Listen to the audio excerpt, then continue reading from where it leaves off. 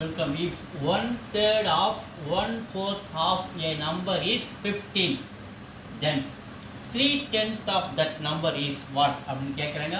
1/3, 1/3. Half means multiply. 1/4, 1/4. Half means multiply. A number means x is equal to 15.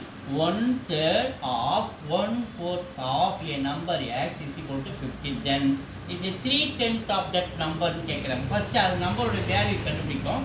மேலே ரெண்டு multiply பண்ணுது. 1 into 1, 1, 3 4s are 12. இந்த X அப்படியே இருக்குது.